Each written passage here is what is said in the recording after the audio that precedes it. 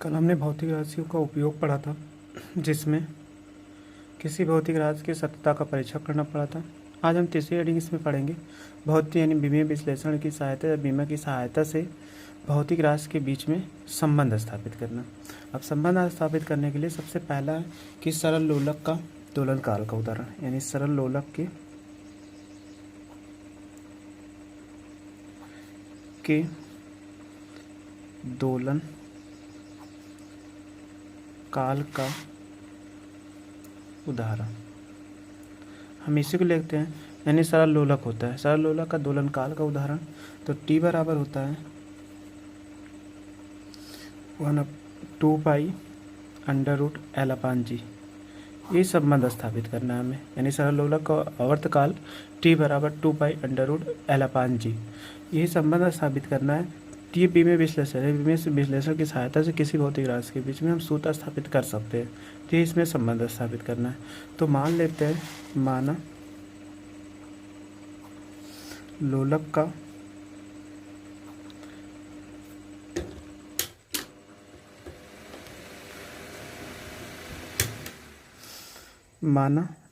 का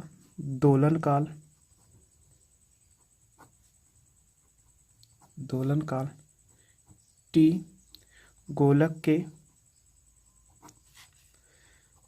द्रव्यमान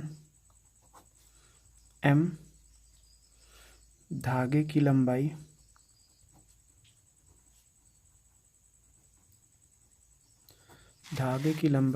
L तथा पृथ्वी के गुरुत्वीय त्वरण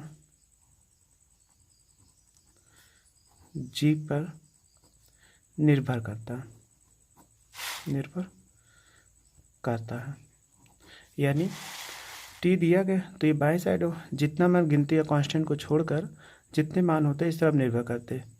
तो यहाँ पे m है नहीं, तो ये t कह रहा है कि t आवर्तकाल जो होता है l तथा g पर निर्भर करता है।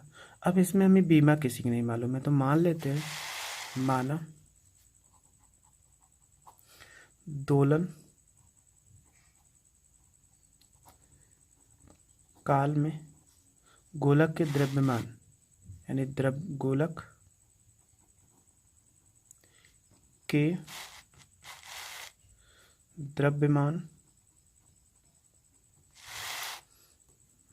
m की बीमा a, धागे की लंबाई की बीमा b तथा गुरुत्वीय त्वरण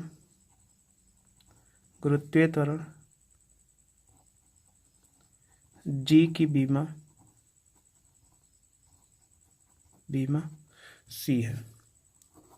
जब c है तो अतः हम लिख सकते हैं, तो c है तीनों को, तो लिखा जा सकता है t अनुक्रमानुपाती भी कहा गया। तो हमने माना था m की बीमा a, तो ये हो जाएगा, l की बीमा b माना था और g की बीमा c हो जाएगा। अब जानते हैं जब कभी अनुक्रमानुपाती निशान हटता है तो यहाँ t बराबर k, m की पावर a, l की पावर b, g की पावर c। इसको इक्वेशन फर्स्ट मान लेते हैं। अब देखिए इक्वेशन फर्स्ट में ये जो है k एक बीमाहीन नियतांक है, यानी k जो है एक बीमाहीन नियतांक है। अब दोनों तरफ की बीमा लिख दीजिए, दोनों पक्षों की बीमा लिखने पर, दोनों पक्षों की बीमा लिखने पर, तो t मतलब लिखने पर, t का मतलब आवर्तकाल हो जाएगा, t ही रहेगा। और इसके बाद m है, तो m की बीमा द्रव्यमान m ही रहेगा, पावर a था। l है तो l रहेगा, पावर b हो जाएगा। इसके बाद g है, तो g की बीमा यानी गुरुत्वीय त्वरण l, t-2 पावर c हो जाएगा। इसमें अगर गुणा कराएंगे ये a हो जाएगा, ma हो जाएगा, lb हो जाएगा। इसमें से इससे गुणा कराएंगे तो lc t-2c। गुणा में खाते जुड़ती है, जो पद समान है उसमें जोड़ दीजिए m, ये l है तो l की पावर b प्लस सी और t की पावर माइनस 2c। इसमें t है तो इसमें हम जिसके पद बताए थे नहीं होते तो लिखा जा सकता है m0 l0 t1, ये हो जाएगा। अब समान पद के घात से तुलना कर लो, समान पद के घात से तुलना।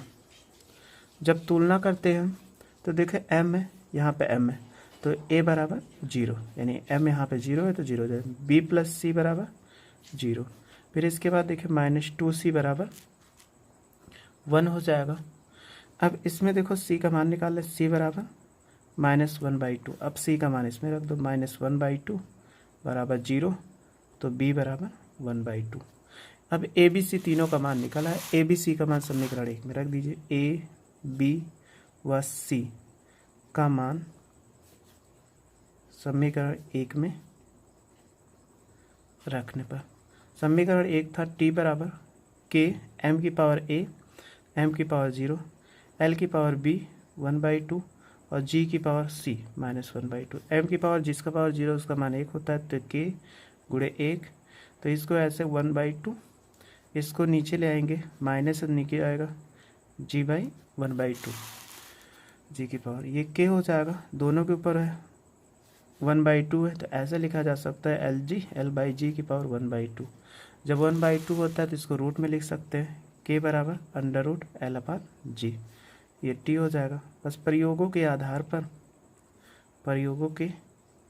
पर k बराबर 2π, इसमें रखेंगे t बराबर 2π √l/g। तो किसी भी भौतिक राशि का अगर सूत्र स्थापित किया जाता है तो ऐसे हम किसी भौतिक राशि का सूत्र